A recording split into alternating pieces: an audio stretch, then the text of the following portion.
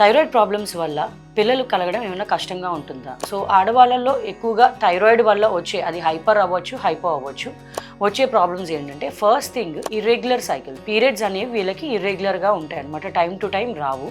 So వీళ్ళల్లో bleeding తక్కువ అవ్వచ్చు ఆర్ ఎక్కువ కూడా అవ్వచ్చు. సో ఈ ఇర్రెగ్యులర్ సైకిల్స్ వల్ల ఎగ్ ఎప్పుడు రిలీజ్ అవుతుంది, ఓవ్యులేషన్ ఎప్పుడు అవుతుంది అనేది తెలియదు. ప్లస్ బ్లీడింగ్ ప్రాపర్గా అవ్వకపోవడం వల్ల గర్భసంచి లోపల పొర ఎండోమెట్రియం కూడా సరిగ్గా పెరగకపోవచ్చు. సో వీటి వల్ల వీళ్ళకి ప్రెగ్నెన్సీ రావడం లేట్ అవుతుంది. రెండవది, అసలు వీళ్ళకి ఎగ్ రిలీజ్ అవుతుందో లేదో కూడా తెలియదు. ఒకవేళ అయినా ఏ టైంకి అవుతుందో కూడా మనకి తెలియదు, లేట్ అవ్వచ్చు, ఇర్రెగ్యులర్ సైకిల్స్ రావు.